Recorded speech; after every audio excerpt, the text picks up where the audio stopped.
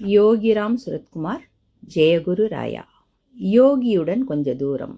இதன் ஆசிரியர் எஸ். பார்த்தசாரதி ஐயா அவர்கள். இந்த பயணத்தில் இன்று நாம் பார்க்க இருக்கும் தலைப்பு தொல்காப்பியம்.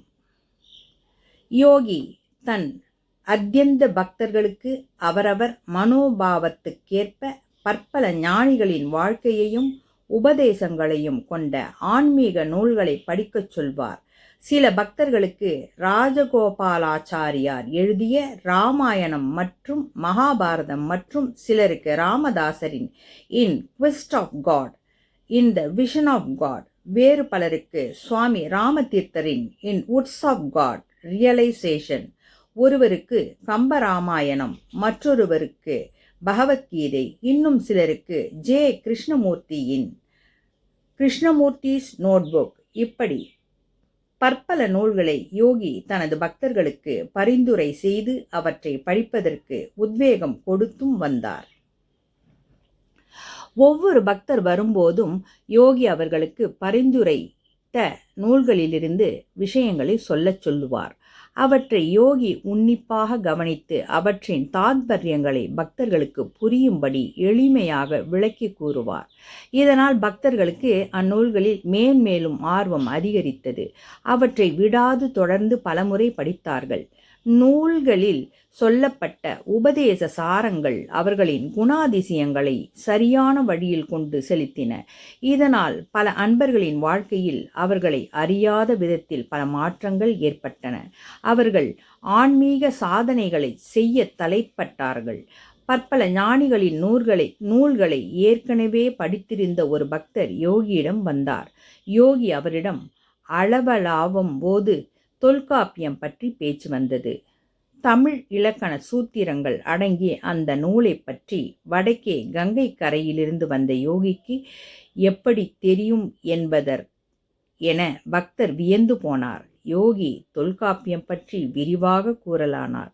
பக்தரிடம் தொல்காப்பியத்தை படிக்குமாறு கூறினார். தொல்காப்பியத்தை ஒரு அறிஞரின் உதவியின்றி படித்து அர்த்தம் செய்து கொள்ள முடியாது என்றும், எனவே தொல்காப்பியத்தை கற்க ஒரு தமிழ் அறிஞரை நாடவும் யோகி யோசனை கூறினார். பின்பு யோகி அந்த பக்தருக்கு விடை கொடுத்து அனுப்பினார். சென்னையில் வசித்த அந்த பக்தர் யோகி கூறியதில் உற்சாகமடைந்து உடனடியாக தொல்காப்பிய நூலை வாங்கினார். மேல் நோக்காக அதை படிக்க ஆரம்பித்தார். அவருக்கு எதுவுமே புரியவில்லை. யோகி சொன்னது ஞாபகம் வந்தது.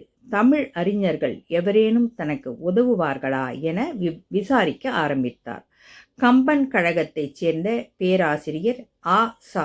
ஞானசம்பந்தனை அவர் முதலில் நாடினார். அவரிடம் நேரில் சென்றார். சுமார் 40 வயதான ஒரு தொழிலதிபர் தன்னிடம் தொல்காப்பியம் கற்க வந்தது. ஆசா ஞானசம்பந்தத்துக்கு பேராச்சாரியம் வந்தது. அவரிடம் தொல்காப்பியம் கற்க ஏன் ஆசைப்படுகிறீர்கள் என வினவ, அவர் தனது குரு யோகிராம் சுரத்குமார் தான் தொல்காப்பியத்தை கற்கச் சொன்னார் என்று கூற பேராசிரியர் வியந்து போனார். யோகி வட மாநிலத்தைச் சேர்ந்தவர் என்றும் தமிழில் அவர் மழலையாகத்தான் பேசுவார் என்றும் தெரிந்து கொண்ட பேராசிரியர் அதிர்ந்து போனார். தமிழ்நாட்டில் உள்ள தமிழர்களிலேயே பலருக்கும் கடினமான இலக்கண நூலான தொல்காப்பியத்தை பற்றி தெரிந்து கொள்ள விழிப்புணர்ச்சியே இல்லாத இக்காலத்தில் வட இந்திய யோகி ஒருவர் தொல்காப்பியம் பற்றி பேசுகிறார் என்றால் பிரமிப்பு ஏற்படுவது சகஜம்தானே? அவரை பார்க்க வேண்டும் என்ற அவா அவருக்கு தீவிரமாக எழுந்தது. தன்னை யோகியிடம் அழைத்து செல்ல முடியுமா என்று அவர் கேட்டார். பக்தர் சம்மதம் தெரிவிக்க அடுத்த சில நாட்களில் பேராசிரியரை அழைத்து கொண்டு பக்தர் யோகியிடம் சென்றார். யோகியை தரிசிக்க பேராசிரியர் ஆ. சா. ஞானசம்பந்தன் அவரது அருள் நோக்கால் ஈர்க்கப்பட்டு யோகியின் பால் பித்தாகி போனார். அவர் ஊர் திரும்பி கம்பன் கழக உறுப்பினர்களான மற்ற தமிழ் அறிஞர்களிடமும் யோகியை பற்றி கூறினார். அவர்களும் யோகியை தரிசித்து பேரானந்தம் கொண்டு யோகியின் பக்தர்களானார்கள். பேராசிரியர் தன் ஆசிரியரான மதுரை பல்கலைக்கழகத்தின் முதல் துணை வேந்தராக பணிபுரிந்த ஓய்வு பெற்ற திரு தே. பொ. மீனாட்சி சுந்தரத்திடம் யோகியை பற்றி கூற, அப்போது பிரபலமாக இருந்த மகேஷ் யோகி என்பவரது பிரதான சீடராக இருந்த தே. பொ. மீனாட்சி சுந்தரமும் யோகியை காண பேராவல் கொண்டார். தொழிலதிபர் பேராசிரியராயும் தமிழ் பேரறிஞரான தோ. பொ. மீனாட்சி சுந்தரனாரையும் அழைத்து கொண்டு யோகியிடம் சென்றார். யோகியால் கவரப்பட்ட தே. பொ. மீனாட்சி சுந்தரனார் தான் பயின்ற ஆழ்நிலை தியானத்தையும் கடந்த எதிலும் மாசு அடையாத சுயம் பிரகாசமான புனிதமான தெய்வீகத்தை நேரில் தரிசித்து பிரமித்து போனார். முதல் சந்திப்பிலேயே யோகி அவரை முற்றிலும் ஆட்கொண்டார். தமிழ் அறிஞரான தே. பொ. மீ. யோகியின் மீது பல பாடல்கள் புனைந்தார். அவற்றையெல்லாம் யோகி கேட்டு ஆனந்த நர்த்தனம் புரிவதை காண கண்கோடி வேண்டும். தே. பொ. மீ. பாடிய ஒரு பாடலை யோகி, இது வெறும் பாடலல்ல, இது தெய்வீக மந்திரமாகும் என கூறினார். தே. பொ. மீ. ஒருவரே தனது தெய்வீக பூரணத்தை சிறிதளவேனும் தெரிந்தவரென இப்பாடலை கேட்டபின் யோகி கூறினார். பிற்காலத்தில் ஒருவர் வருவார், அவர் இந்த ஒரு பாடலை பற்றிய பல நூல்கள் எழுதுவார். யோகி தீர்க்க தரிசனமாக கூறியது என்றோ ஒரு நாள் நடக்கத்தான் போகிறது. யோசனைக்கு எட்டா யோகமே போற்றி என ஆரம்பிக்கும் அந்த பாடல் 1970களில் இருந்த பக்தர்களிடம் மிக பிரபலமாக இருந்தது. தொல்காப்பியம் என்ற தமிழ் இலக்கண நூல் பேராசிரியர் ஆசா ஞானசம்பந்தன் மற்றும் தமிழ் பேரறிஞர் தோ. பெ. மீனாட்சி சுந்தரனாரை யோகியிடம் சேர்த்தது. மேற்கூறிய இருவரும் யோகியிடம் மெய்மறந்து லயித்து இருந்தபடியால் தொல்காப்பியம் கற்றுத்தர அந்த தொழிலதிபர் பெரியசாமி தூரன் என்ற மற்றொரு பேரறிஞரை அணுகினார்.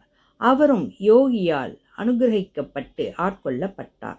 இதனால் தொல்காப்பியம் சொல்லித்தர வேறு ஒருவரை தேடினார் தொழிலதிபர். தமிழ் மூதறிஞரான கீவா ஜெகநாதனை அணுக அவரும் யோகியால் ஆட்கொள்ளப்பட்டார். முடிவில் அப்போதைய மூத்த தமிழ் அறிஞர்கள் பலரும் யோகியால் கவரப்பட்டார்கள்.